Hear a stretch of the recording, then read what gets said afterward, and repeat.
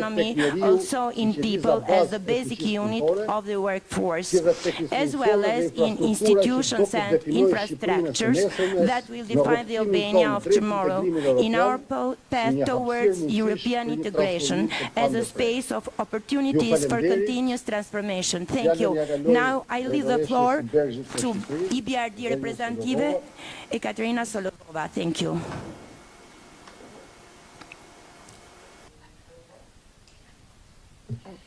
All right. Thank you, Governor. Dear Governor, dear partners, it is my pleasure to welcome you back to our annual presentation. Sërish në prezantimin e raportit ton vjetor të tranzicionit. Faleminderit Guvernatorit Sejko dhe ekipit tuaj që na pritët sërish në ambientet e Bankës së Shqipërisë, një partnere prekohësh e BERZH-it. Këtë herë e kam planifikuar prezantimin pak më vonë gjatë vitit, por megjithatë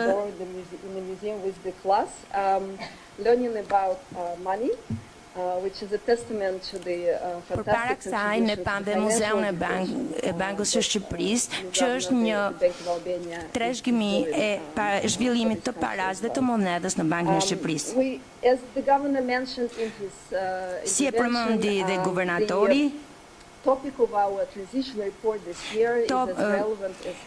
titulli i raportit ton të tranzicionit është po aq rëndësishëm sa edhe herë të tjera, që është zbatimi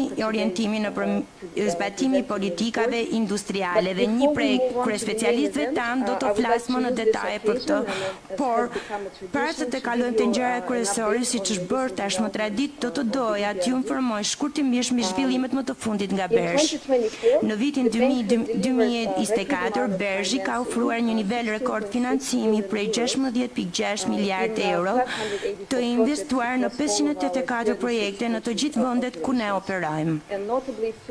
58% e kësaj shumë e financimi është kanalizuar për ekonominë e gjelbër.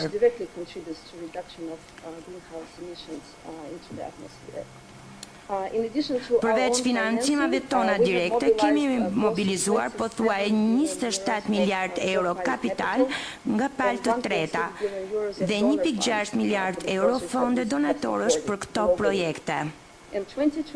Viti 2025 pritet të jetë një vit i madh në shumë aspekte. Ne po fillojmë të operojmë në vende të reja si Iraku, Benin, Bregu i Fildisht dhe Nigeria. Dhe mezi presim të fillojmë projektet e bashkëpunimit në këto vende. Aksionerët tanë kanë shprehur një besim të jashtëzakonshëm tek ne, duke rënë dakord për të rritur për një rritje të konsidershme të kapitalit për aktivitetin tonë në Ukrainë, si dhe duke mbështetur zgjerimin tonë gjeografik, çka tregon se BERZH është padyshim në një rrugë zhvillimi. Para 2 javësh zhvilluam takimin vjetor të guvernatorit në Londër, ku aksionarët miratuan zyrtarisht strategjinë e BERZH-it deri në vitin 2030 me këto prioritete kryesore. Së pari, përshpejtimi i tranzicionit të gjelbër për të mbështetur një rritje të qëndrueshme afatgjatë dhe për të përballuar me sfidat që sjell ndryshimi i klimës dhe degradimi i natyrës. Me të paktën 50% të investimeve tona vjetore të dedikuara për qëllime të gjelbra. Së dyti, fuqizimi i kapitalit njerëzor dhe avancimi i barazisë së mundësive për të gjithë, për të zgjeruar fuqinë punëtore, për të rritur produktivitetin dhe për të mbështetur rritjen ekonomike, ashtu si dhe para barazinë gjinore. Së treti, përmirësimi i qeverisë ekonomike për të nxitur transparencën dhe efikasitetin si në sektorin privat dhe atë publik, duke krijuar ekonomi të qëndrueshme. Ndikimi i bankës në këto 3 fushë prioritare do të forcojë sponsorohet dhe zgjerohet nëpërmjet dy faktorëve strategjik: mobilizimi i kapitalit privat si kundërpalë direkte dhe indirekte e financimit të bankës, si dhe zhvillimi dhe zbatimi i teknologjisë digjitale për të hapur dhe shfrytzuar mundësi për ndikim të tranzicionit në të gjitha fushat. Në konferencën e të premtes do të flas më në detaj për këto prioritete të BERZH-it të përcaktuara në strategjinë deri në vitin 2000. Is doing to support this process in Albania and beyond. So I invite you to attend as well. And now moving on to EBRD's work in Albania. Earlier this year, our board has approved the new five-year country strategy for Albania, which builds on our strong engagement in the country in the previous strategic period. We have invested close to 900 million of our own funds in the projects in Albania over the last 5 years and have mobilized in excess of 300 million euros of donor funds into investments and technical assistance. We seek to support Albania's fast progress towards EU accession through our new country strategy priorities, which are fully aligned, of course, with the EBRD global strategy, which I just outlined.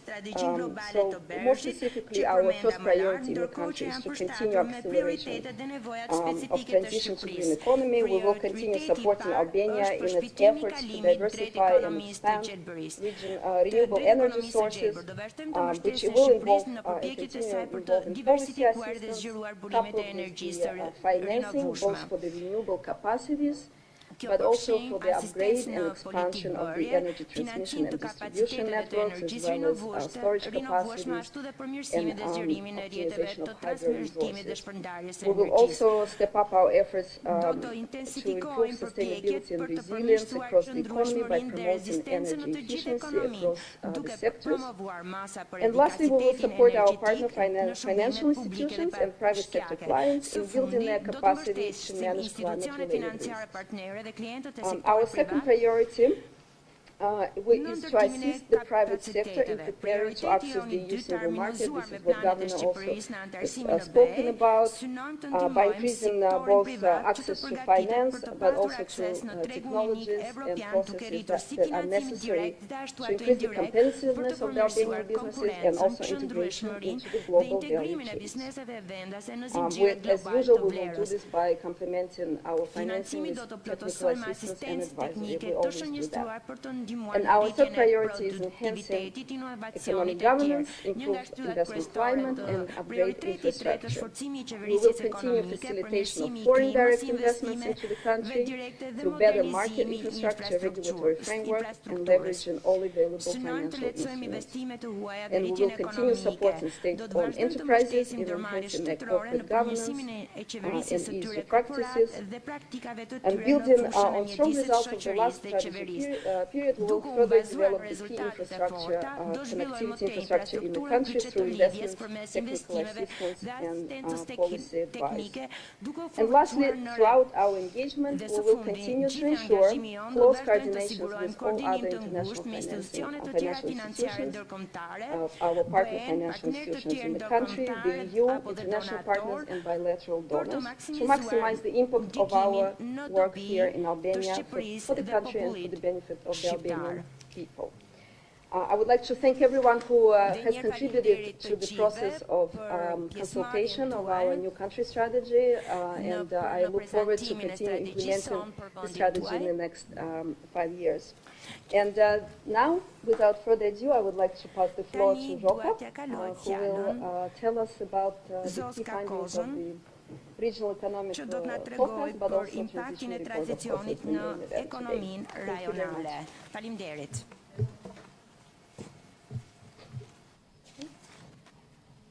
Thank you very much for the warm welcome and for very kind hosting us here. And thank you all very much for joining for what will actually be 2-in-1 presentation. So I will start off by talking a little bit about the global context and the draw on some recent analysis from our regional economic prospects. This is our macro analysis that we launch 2 to 3 times a year, which has our new forecasts, but hopefully also introduces some analysis on topics that may be on people's minds. You will not be surprised that the latest one looks extensively at trade uncertainty and the potential impact of US and reciprocal tariffs. And I thought I would include a few slides of this just to give a global context in which we see this resurgence of industrial policies that our new transition report is about. And I believe there are hard copies of it at the back. Feel free to help yourselves. So the latest regional economic prospects was actually entitled Uncertain Times. And this is very much echoing the message that you may have seen in the IMF's recent World Economic Outlook as well, with both economic and trade policy uncertainty for many economies, including the US, but also Germany, at all-time highs. Now, beyond the direct and indirect effects of tariff increases, the uncertainty on its own can already have a detrimental impact on trade, production, and investment. We've seen in the past that trade and investment flows have adjusted rapidly to new rules of the game when these were clear. However, where there is uncertainty regarding these rules of the game, this by itself can have a detrimental impact. One of the things we try to do in this report is to look at the direct but also the indirect effects of potential increases in US import tariffs and reciprocal measures by other countries. Now I will show you a couple of scenarios given with the pervasive uncertainty, including about the details of the implementation of this. This is really just to give you a sense of the magnitude of the impact. So the latest status quo would point to an impact of about 0.5% of GDP for China. Now, the way we obtain these estimates is looking at HS6 level elasticities. So essentially, we look at countries' direct trade exposure to the US, but then take into account that the composition of the goods and exports will vary across countries. Some of them will be more elastic to tariffs than others. So, for instance, energy will respond much less elastically than textiles would. So taking these specific elasticities account of the goods that countries export to the US, these are estimates for the direct impact on GDP. You can see within the EBRD regions find our largest effects for countries such as the Slovak Republic and Hungary, most of this driven by the increase in tariffs on cars that they export heavily to the US, as well as for Jordan exporting textiles and jewelry primarily. However, we have actually taken a step back from the highest tariff rates, and while we were working on this analysis, it required quite a few updates. The 2nd of April saw the Liberation Day scenario with tariff increases of over 30% being announced for some economies, including those in the Western Balkans. In this context, the direct impacts would have been around 1% of GDP, for instance, for China and for Jordan. To give you a sense of some of the potential downside scenarios, we also look at an extreme version where we just assume that all countries' exports to the US go to zero. In terms of order of magnitude, this comes to about 3-4% of GDP hit for major European exporters to the US, also some Central European economies, such as the Slovak Republic, for example. Now, for many economies in the EBRD regions, including most of the Western Balkans, direct trade exposure to the US is fairly limited. However, there could be spillover effects through slower growth in advanced economies. While globally, the US is the key trading partner, for many economies in the EBRD regions, their largest trading partners are, however, large economies in advanced Europe, for example, Germany, which is the largest trading partner for 10 economies in the EBRD regions. For some of them, it is China.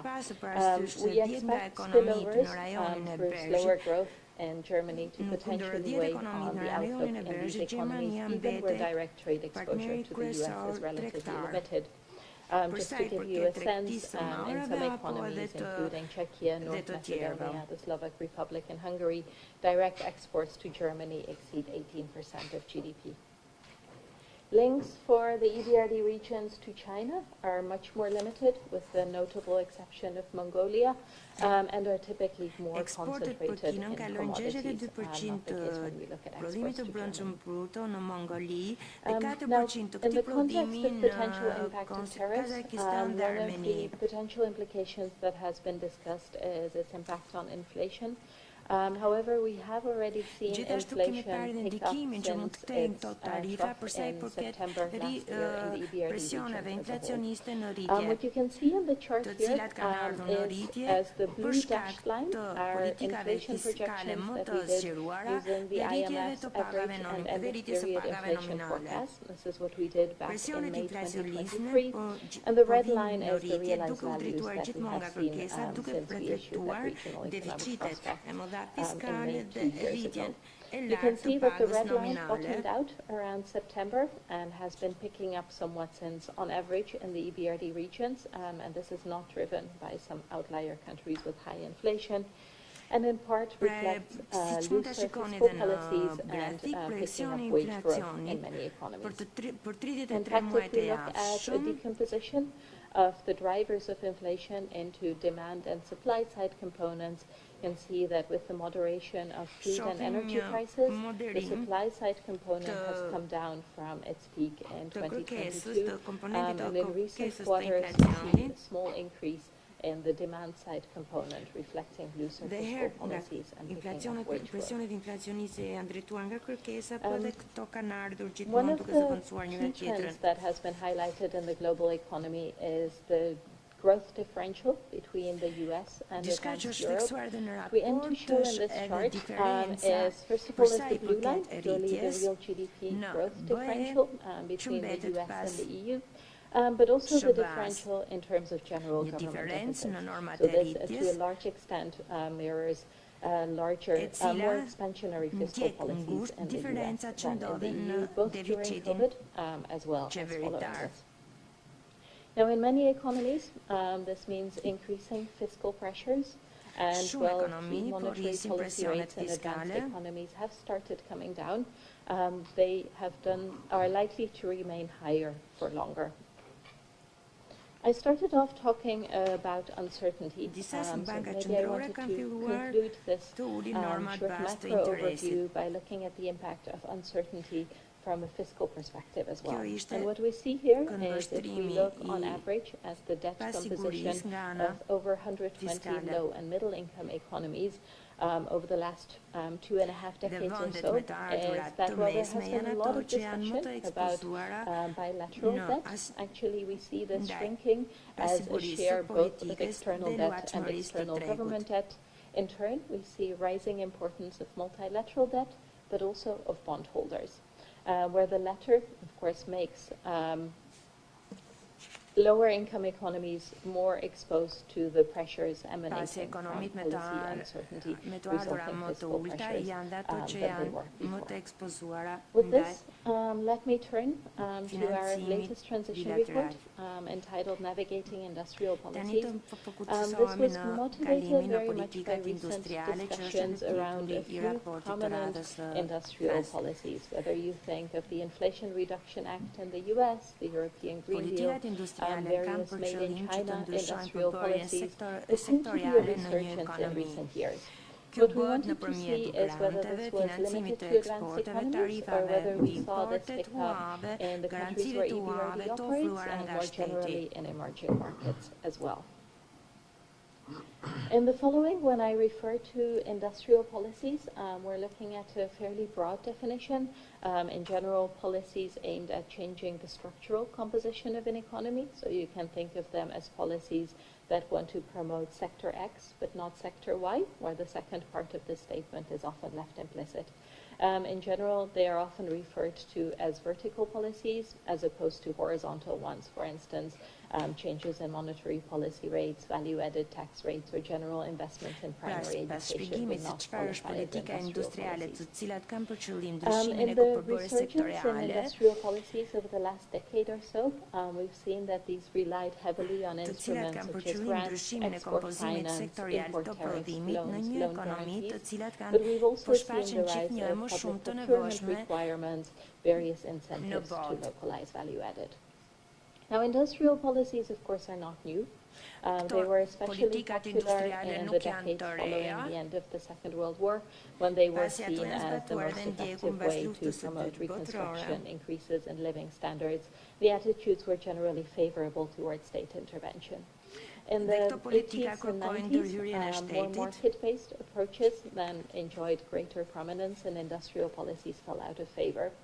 However, as we've seen in recent years, you may remember a recent cover of The Economist that talked about small yards, high fence, and the rise in industrial policies. They have seen a comeback. And a new data set that we compiled for this chapter suggests that the comeback is actually quite broad-based. And here see a significant pickup in the number of industrial policies in place in the United States, in China, and a number of other advanced economies, but also large emerging markets. But we see it across the EBRD regions as well, including a pickup in the Western Balkans at relatively low levels. This is the case when we look at number of industrial policies in place in a given year, which takes into account that many of them have announced end dates already when they're introduced. It's also the case when we look at number of new industrial policies introduced in a given year, and they are significant in terms of fiscal impact as well. This is very difficult to estimate. The OECD has recently done some in-depth work for a handful of economies. There have been some academic studies looking at how much China spends on industrial policies. These estimates typically put industrial policy costs at between 1 and 5% of GDP. To give you a sense of magnitude of this number, global spending on education is about 3.7% of GDP. The Marshall Plan for Reconstruction in Europe after the Second World War was about 2% of GDP of the US and a similar share of GDP of the recipient economies. Të gjitha studimet tregojnë janë bërë në përqindje dhe në Well, 10 raport me years ago, prodhimin e brendshëm industrial brute të policies vendeve seem to be quite popular, përkatëse. seen as a way perhaps out of the middle income trap. You can see them being implemented most frequently for middle income economies. By 2022, the scatter on the right, you can see that they have become more common across the income distribution, mostly in advanced economies. However, they have also become more common in low and middle income economies. And this was one of the motivations for us looking at industrial policies in this report, taking a very agnostic approach that we see that countries are implementing these, including those with relatively lower levels of administrative and fiscal capacity, so we hope to provide guidance on how this could be done in more effective and less destructive ways, including in a context where administrative capacity is more limited. Now, one of the drivers for the rise in industrial policies is related to the domestic political economy. Some of you may remember our transition report from a few years ago entitled "The State Strikes Back." You may remember the cover of this benevolent-looking babushka who was knitting train tracks and moving subways around, which looked at the increasing demand for the expansion of state ownership. And this is an update for one of the charts from that report, which looks by year of birth at the share of people who say they would be in favor of the expansion of state ownership. You can see the dashed lines refer to surveys that were done in the 1990s. The solid ones are those done in the 2010s and later. You can see, first of all, for advanced economies, this clear shift up across the age distribution. So people of all ages have become more supportive of the expansion of state ownership. We see similar patterns in the transition region, though with a notable age gradient. So older generations in general tend to be more in favor of the expansion of state ownership than younger generations. We recently completed our life and transition survey. This is a household survey that EBRD has implemented in collaboration with the World Bank across most economies in the EBRD regions, including the Western Balkans, including Albania.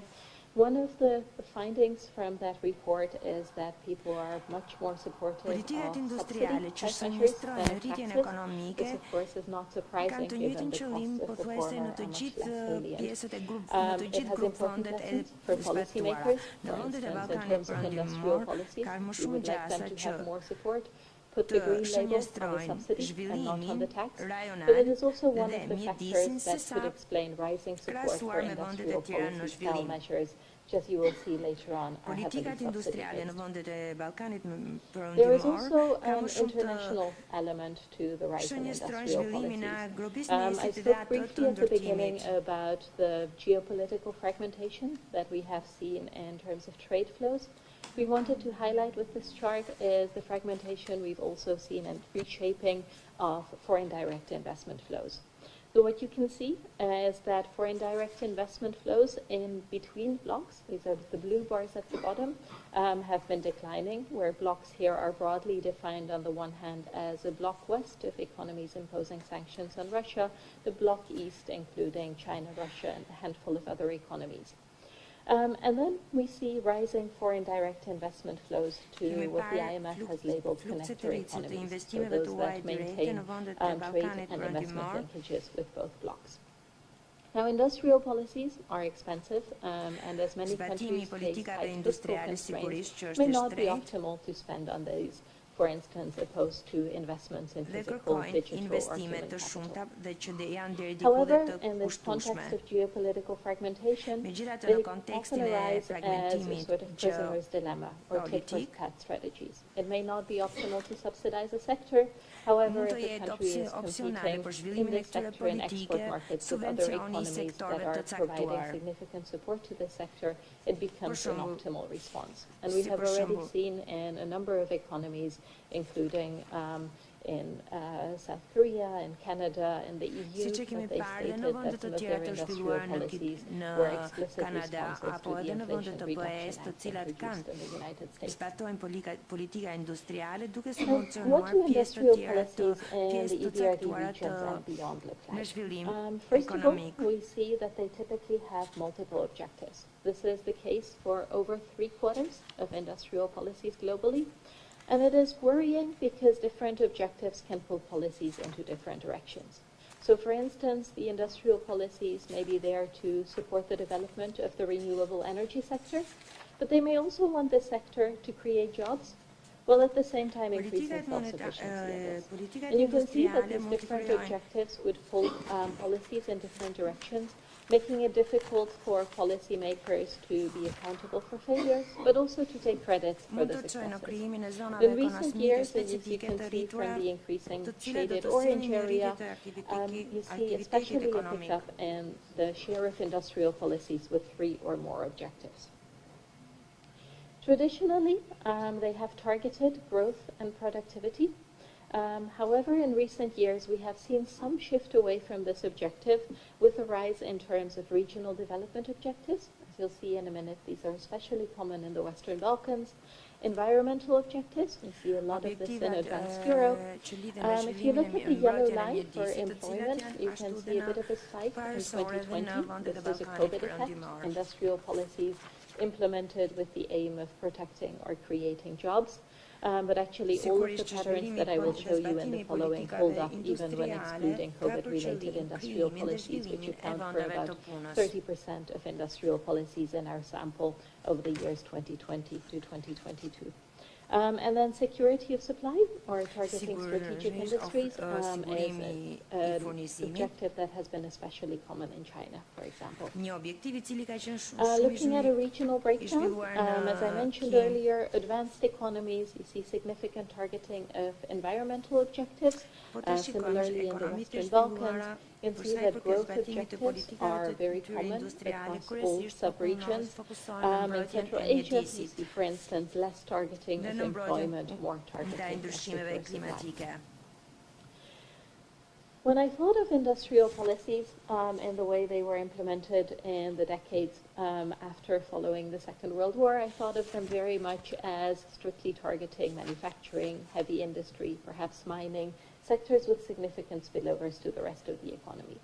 What we see today is that the sectoral targeting of industrial policies has shifted. We see significant targeting, for instance, of agribusiness in many emerging markets. We see this being targeted quite heavily in the Western Balkans as well, alongside construction. In advanced economies, we still see significant focus on machinery and transport, metals and minerals. You can see that sectors such as textiles or chemicals are important in their emerging markets as well. This bubble chart is our attempt to look at whether there may be some trade-offs between industrial policies that are more distortive but easier to implement versus those that are less distortive but may require higher levels of administrative capacity to implement. So first of all, the sizes of the bubbles are proportional to the share of industrial policies globally that rely on these instruments. You can see large bubbles, for instance, for grants, state loans, trade finance, financial assistance abroad. These are very common globally. Then we look at the average control of corruption and average government effectiveness in economies relying on particular industrial policy instruments to implement their industrial policies. So if you look at the bubbles in the top right, trade finance, financial assistance abroad, these are policies that we would generally consider to be less distortive. However, as you can see, they are typically implemented in countries with high levels of bureaucratic capacity, with high control of corruption. In turn, you look at the bottom left of the chart, and you see the highlights in orange: export quotas and bans, import bans and quotas, export licensing requirements. These are some of the instruments that the IMF would consider to be most distortive internationally. Now, reassuringly, these bubbles are quite small, suggesting that these policy instruments are not very common globally. However, worryingly, we see that they are more common in economies where bureaucratic capacity is lower and where control of corruption is weaker, suggesting that overall there may be some trade-off between instruments that are more effective, less distortive, but more difficult to implement, versus those that are very easy to implement but may carry with them a greater risk of distortions and capture. Looking at the different instruments, we can also see a role for fiscal capacity. So economies that have the fiscal space to do so, in advanced Europe and the new member states, to some extent also in the Western Balkans, rely heavily on subsidies. Elsewhere, we see a prominence, for instance, of export-related measures in yellow, here tariff measures in blue. Industrial policies have a couple of worrying characteristics. First of all, relying on information from the Global Trade Alert, we find that around 90% of industrial policies globally discriminate against foreigners. Now, some of this is natural.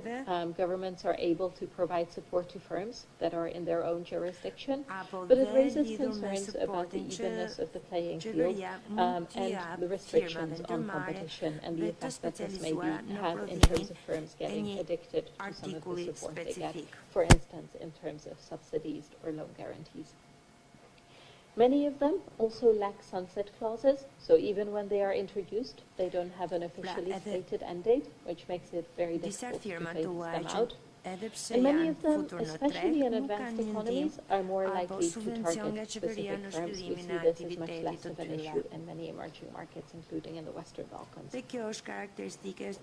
give you a sense of just the sheer heterogeneity in terms of the costs and effectiveness of these policies, I wanted to highlight some recent academic studies which looked at industrial policies that aim to create jobs and find, as you will see, wildly different estimates in terms of the costs of jobs created. One of them is a study of the UK's Regional Selective Assistance Scheme. So this was a policy aimed at supporting firms in lagging regions in the UK in exchange for them creating jobs. And the study estimates that, first of all, it was effective at creating jobs, and second of all, it did so at a relatively low price of about $6,000 per job created. In stark contrast, a recent study looking at Buy American policies in the US finds that, yes, these two were very effective at creating jobs, but they did so at a very strikingly different price of $100,000 to $200,000 per job created.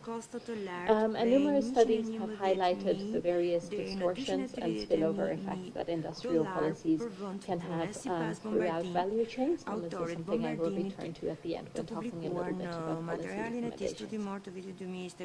With this, let me return a little bit to the sectoral angle of industrial policies.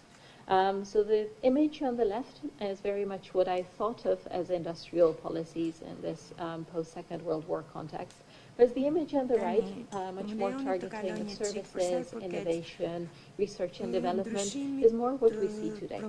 However, the original aim of supporting structural change from agriculture to manufacturing, from manufacturing to services, has remained. But what we see across most of the EBRD regions is that relying on a manufacturing export-led growth model, as the governor highlighted in his opening remarks, has become much more difficult over time. The bars here highlight a simple counting exercise where we look at what growth episodes in the mid-90s to the run-up to the global financial crisis, as well as the period between the global financial crisis and the COVID-19 crisis, have been driven by. You can see that, first of all, we see a shrinking number of growth episodes that were driven just by manufacturing, so the shrinking blue bars. For advanced economies, so the new member states, you can see in turn a pickup in the orange bars, so growth episodes that were driven both by manufacturing and by services. Whereas for many other emerging markets, we see increasing prevalence of non-export-led growth. Now, in part, this reflects increasing concentration in export markets. Well, the US accounted for about a fifth of manufacturing production in 1995, China accounting for a mere 5%. By 2020, China became the world's largest manufacturing producer, accounting for over 35% of manufacturing production globally, making it increasingly difficult for small open economies to compete with these economies of scale in terms of manufacturing exports. One of the responses we have seen to this is economies shifting straight towards services, skipping the industrialization segment of the growth model, was most prominently illustrated by India. Others have tried to develop pockets of specialization.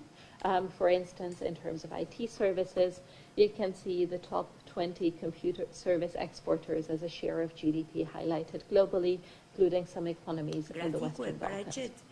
This tends to build on advantages such as a strong human capital base, where you can see that many former transition economies, including much of the Western Balkans, stands out with exceptionally high levels of human capital relative to other emerging markets at similar levels of development.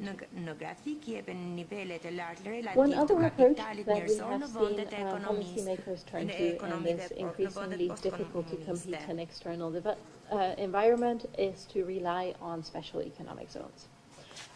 In part, these have been set up similarly with this idea of developing pockets of specialization, often in a context where the rest of the economy may be characterized by higher levels of red tape, where support could be targeted in a more geographically localized sense, but also in response to regional inequality and rising within country disparities, which are highlighted in this chart. This looks at regional GDP per capita. You can see substantial within country heterogeneities. We get very similar picture when we look, for instance, at night-night intensity, one of the proxies for economic activity, as it's often available at highly disaggregated levels. This is a chart that draws on the Life and Transition Survey, the household survey I mentioned earlier, and looks at people's predicted household income deciles later in life, conditional on their gender, their parents' characteristics, as well as their location of birth.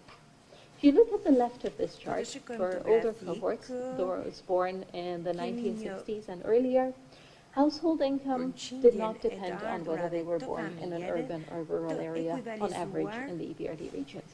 But you can see this gap opening up towards the right of the chart for those between born in urban versus rural areas, where predicted household income later in life is up to 10% higher for those born in urban areas, even though they have similar parental characteristics as those born in rural areas. In response to such widening disparities between regions, between urban and rural areas, and as a way to develop pockets of specialization, we've seen a proliferation of special economic zones. In many countries they're known as free economic zones across the EBRD region. According to our database, from less than 100 in 1990 to over 1,000 by 2020, including over 70 of them in the Western Balkans. Our research looking at nightlife intensity in the immediate vicinity of special economic zones suggests that on average these are effective and economic activity does go up in a radius around special economic zones in the years after they are established. And their success is related to the factors that you would hope it's related to. They're more likely to be successful where there is better physical infrastructure, such as proximity to ports, where there is better human capital, higher share of people with tertiary education, for instance, and in economies with stronger institutions. However, even controlling for these factors, much of special economic zones' success and failure remains unexplained, even within countries. Which brings us to the very important final policy messages, where a lot of the success or failure of industrial policies hinges on some of the design details.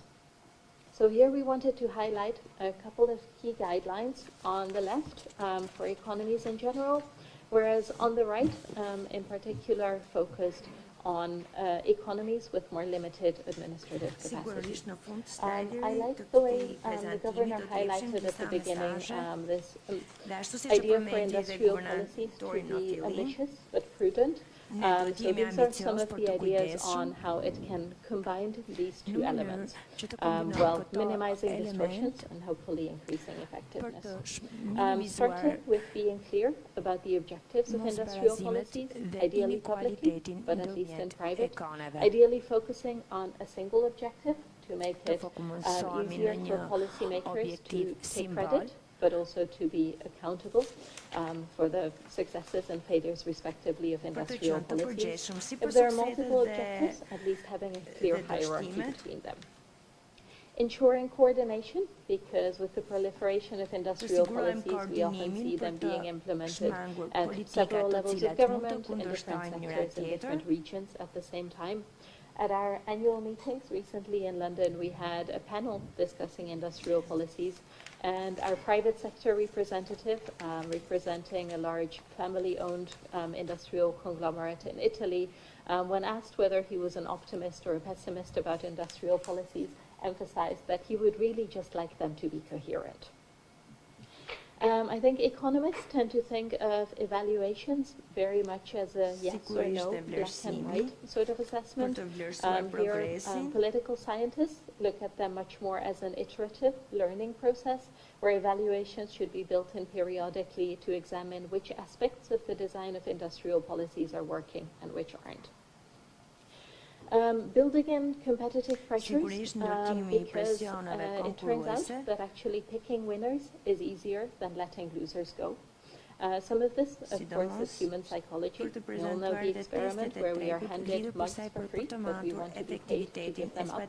There's a very nice recent study which looks at professional asset managers and finds that while they're actually very good at picking what to invest in, they pick their exit points worse than if they were picking them at random.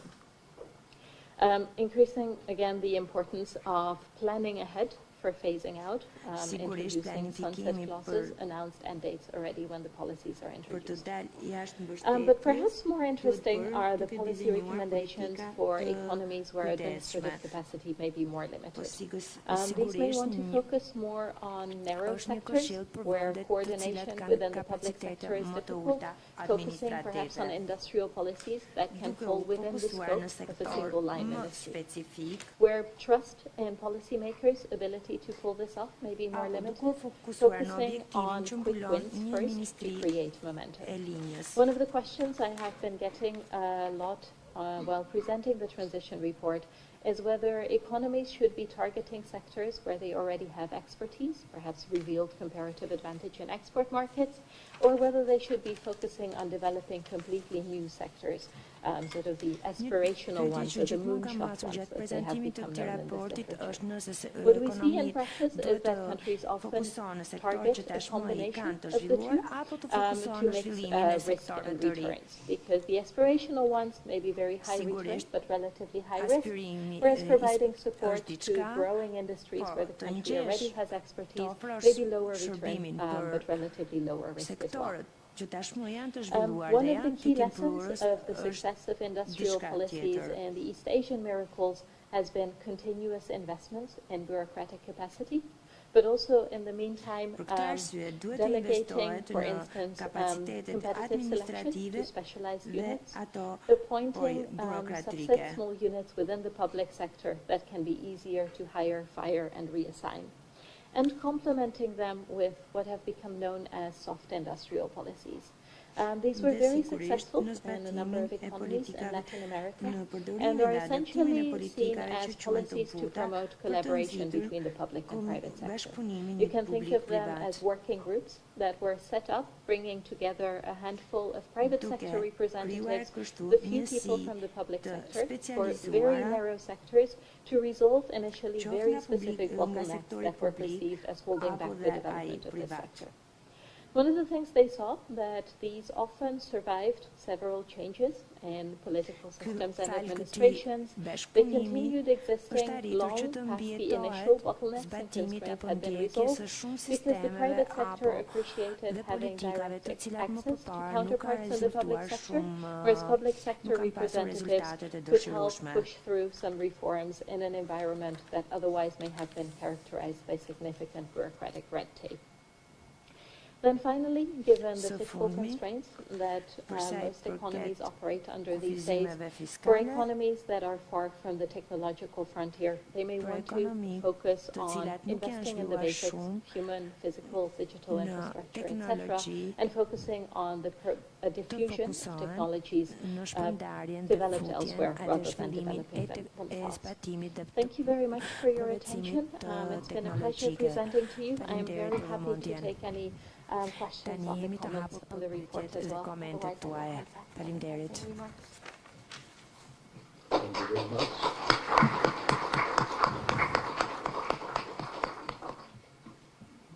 Falenderojmë kolegët dhe ekonomistët e Banës Europiane për ndërtimin e qëllim për prezantimin e plot lidhur me raportin e tranzicionit, sikurse tha zonja Kozan. Është e hapur për pyetje paneli, kudo që ka pyetje nëse ka gazetar, mund të drejtohen.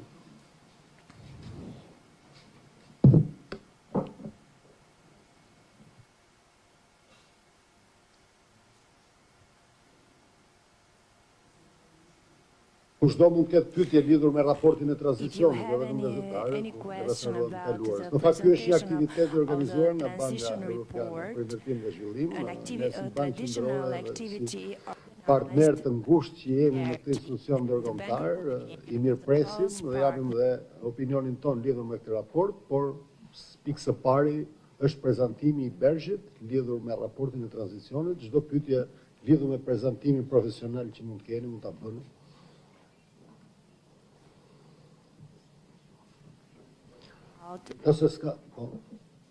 Nëse s'ka pyetje ose komente. Can I ask a question? This was not planned, by the way, so Joko, if you don't have the data, just feel free to say so. But I was, first of all, thank you. This was very comprehensive, and I think particularly the sort of the messages and the advice for policymakers is very valuable here. I was taken by that slide where we showed country by country sort of advancing, particularly in services, sectoral policies, and Estonia comes to mind as one of the really front runners in the, particularly in the IT, but also Ukraine. Any particular policies that you could highlight that sort of brought that success or that outcome for the development of those sectors in the countries. Thanks. Thank you very much for that non-planted question. This indeed is something that we have seen many economies where EBRD operates turn to. I was presenting this transition report as well as one on digitalization in Central Asia 2 years ago, and there too we have seen a rise of several of these IT parks.